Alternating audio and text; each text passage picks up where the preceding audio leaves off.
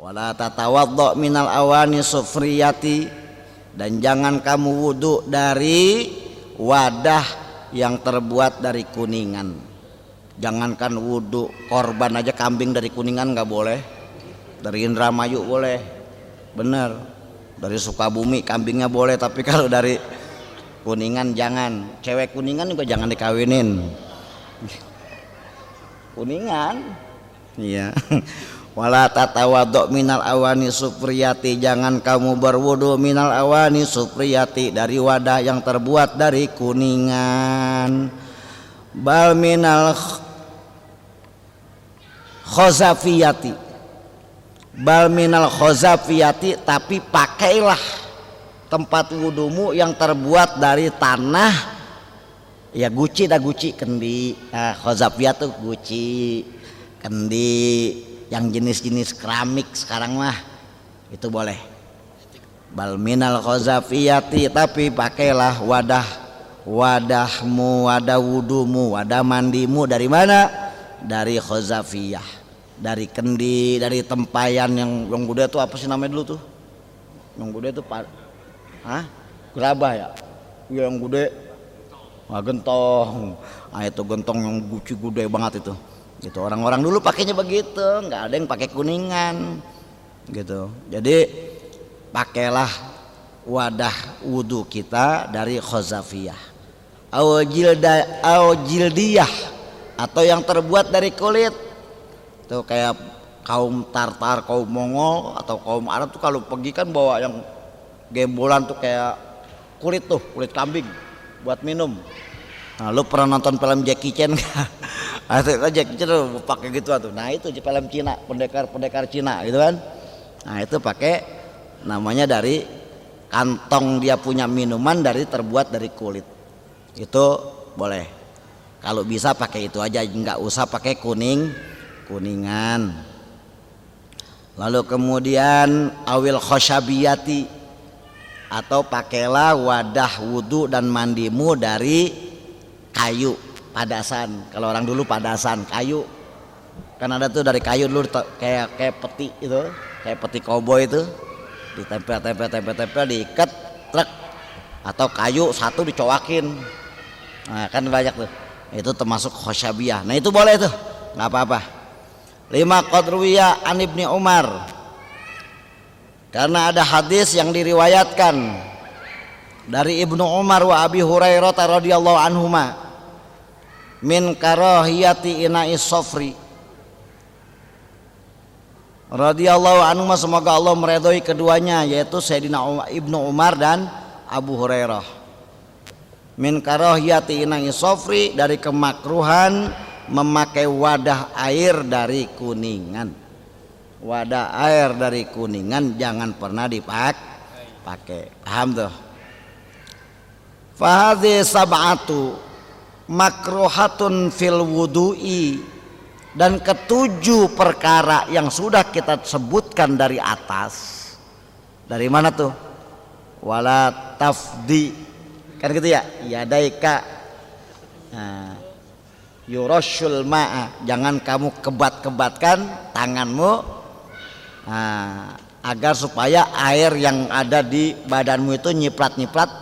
Nah, itu kan nggak boleh ngibat-ngibatin air gitu. Ini semua perkara yang 7 makruhatun fil wudu'i, adalah suatu yang dimakruhkan di dalam berwudu ya, yang menyangkut terkait dengan wudu. Ini 7 perkara yang kemarin adalah dimakruhkan. Ay mustamilatun ala khilafil aula, termasuk di dalamnya 7 perkara itu adalah yang punya hukum khilaful aula, yang juga harus kita jauhkan.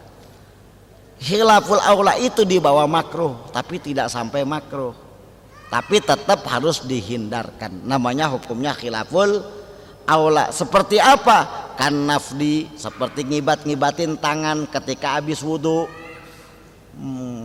Ngepret-ngepretin tangan tuh kalau habis wudu, airnya pada bancret, pada muncat kemana-mana. Termasuk watakallumi, dan berbicara. Kemarin kan udah kita bahas.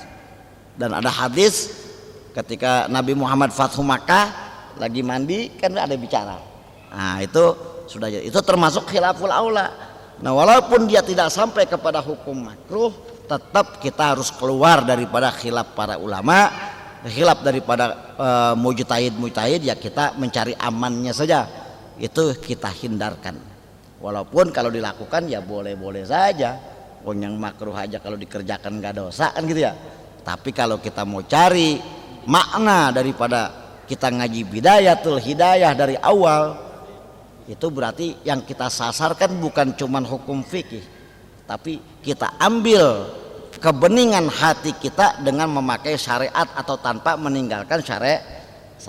Jadi kalau kita belajar bidayatul hidayah ini jangan cuma bidayatul hidayah bahasnya wudu juga sama Fathul Qorib. Oh beda. Kalau Fathul Qorib murni fikih, kalau bidayatul hidayah ini adalah tasfiyatul qulub, membersihkan hati melalui jalur mana? Jalur syariat. Ya wudunya, ya toharonya, ya mandinya, ya sholatnya, ya niat nuntut ilmunya, ya akhlaknya. Makanya di dalam bidayatul hidayah nggak ada bab zakat. Di dalam bidayatul hidayah nggak ada bab haji.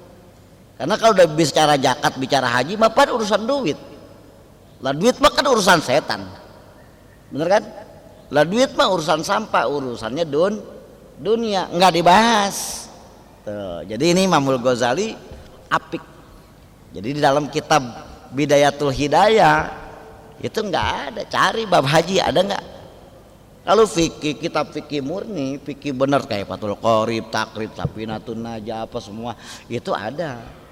Bab zakat, bab paroid, bab apa ada. Tapi kalau dalam Bidayatul Hidayah tidak ada, karena memang dari awal sudah dimulai oleh Imam Ghazali bahwa di sini tentang mencari hati kita. Kita belajar kitab Bidayatul Hidayah itu di samping kita mendandani hati, tapi kita tetap harus tidak boleh kita melepas syariat. Tidak boleh kita melepas meremehkan hukum-hukum wudu, hukum-hukum mandi, sunnah apa segala macam yang menyangkut kepada syariat. Ini yang bagus. Makanya wali aja tingkatannya yang paling tinggi yang masih pakai syariat. Wali-wali kutub itu yang paling tinggi itu wali kutub. Itu rata-rata beliau-beliau yang masih tetap kuat memegang syariat. Wudunya apik, sembayangnya apik, tidurnya apik, makannya apik, enggak seladak seruduk, enggak selagu-lagunya makruh ini, enggak begitu. Ya dia bisa jadi wali juga yang begitu juga. Kan urusan wali mah urusan Allah, bener kan? Urusan wali mah urusan yang kawin, mau milih yang mana kan gitu wali, kan gitu. Urusan Allah. Jadi jelas tuh.